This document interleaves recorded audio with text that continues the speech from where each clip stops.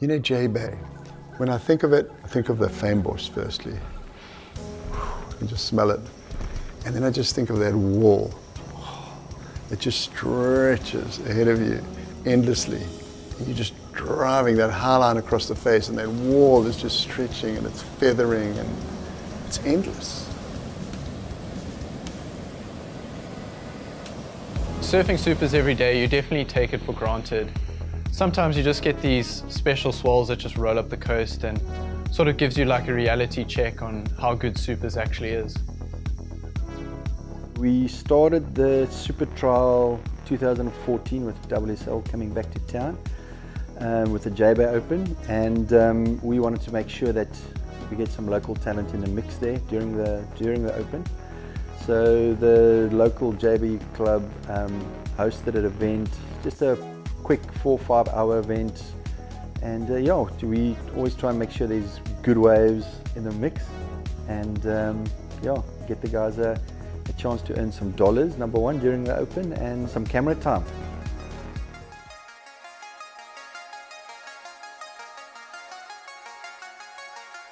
Being a JBay local and winning the event before, you know, there was definitely no holding back this year.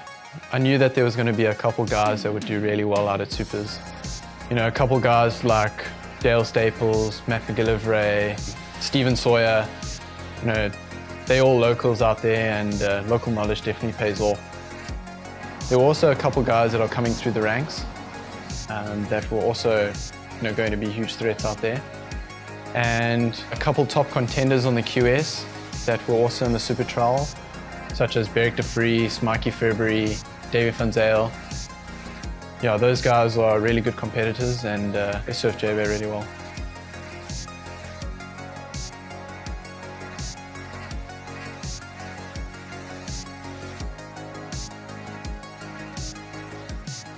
With the selection, which is I think quite critical, every year we're trying to look at top guys in the mix. So the youngsters trying to compete on the QS to make it onto the CT, obviously.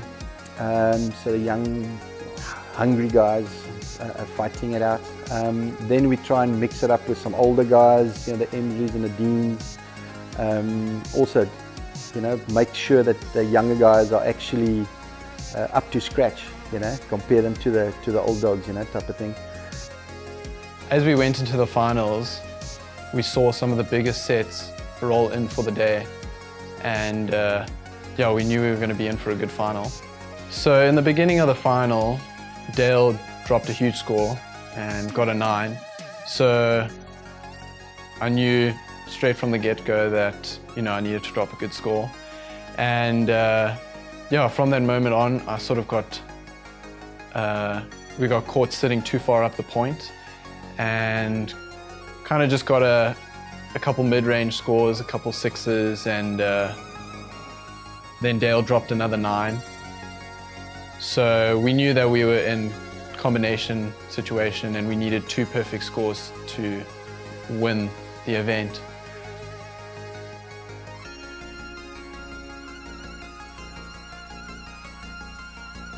So towards the end of the final, I knew we needed 2 perfect waves in order to win the contest, and I just decided to enjoy supers with 3 other people out, and just decided to have some fun.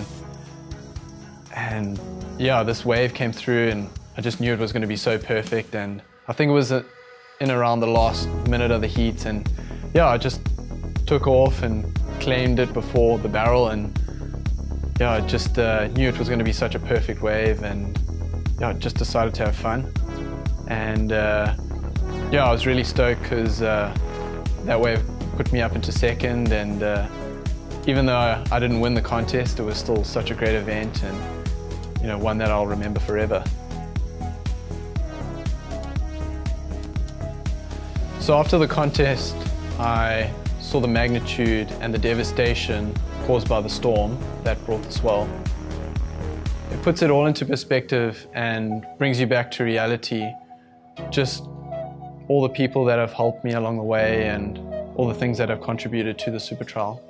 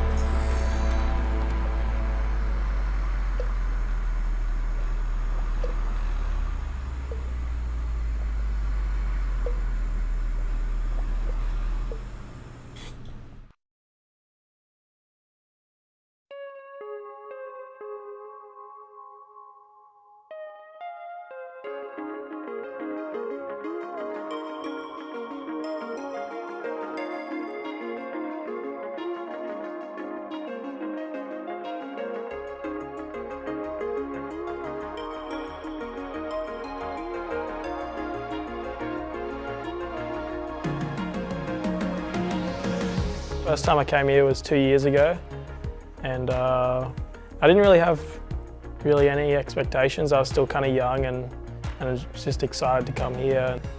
Had probably 3-4 hours sleep and woke up and just was freaking out. Just wanted to see everything, just wanted to see what was going on, and yeah, just to come around and just see, you know, the point. It was such a, I guess, it was such a shock. You know, from where I'm from, the points are sort of, they've got more angle to it, where JBay's it runs literally just along the rocks.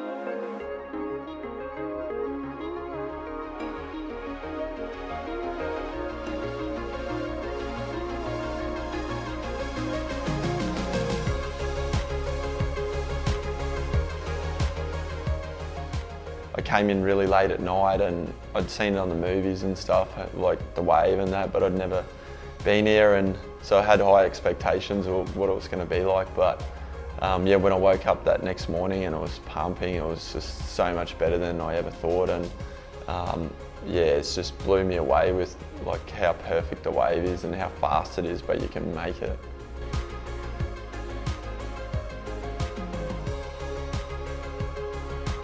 For me, it's one of my favourite places to come, you know, each and every year. You know, you come here and you know, firstly the people are just so nice, and everyone's just so relaxed here. You know, it's you go to other places around the world and other tourist stops, and it's just hectic. But here it sort of just feels like everyone's relaxed. Everyone's just here for a good time, and everyone's sort of on the same wavelength. You know, they surf all day, maybe have a couple of beers in the afternoon.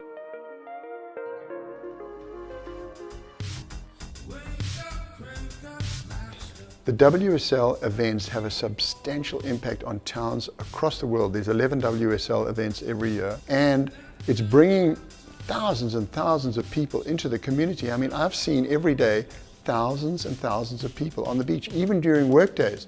Thousands of people have come up to spend their holidays here. Not just pros are getting a rental accommodation here. I mean, I've had people from Cape Town and Durban and JBay, they've all come with their children to see this event, to see Jordy Smith hopefully win, to see John Florence, to see the best surfers in the world. And some people, they don't even really know that much about surfing, but they just want to be around the groove.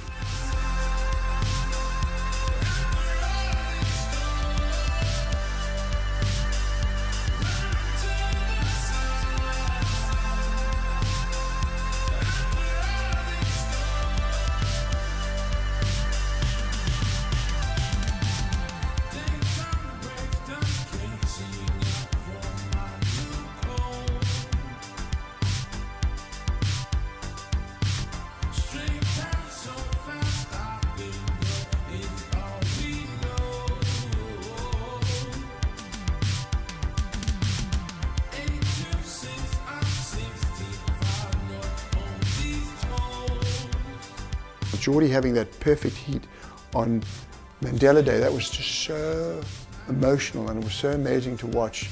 And just the way he did it, so sort of effortlessly. Jordy has this sort of effortlessness, super powerful, super, it's like controlled, slow motion aggression.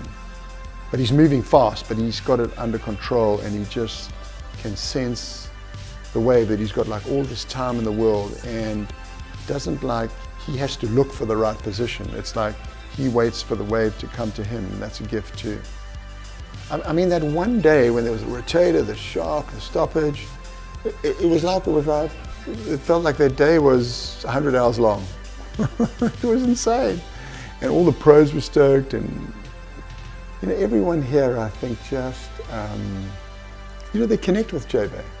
It's not just like another stop on the tour. They come here, they enjoy the people, they love the restaurants, they love the wave, and it's like when people walk away from here, they take a piece of JBay with them.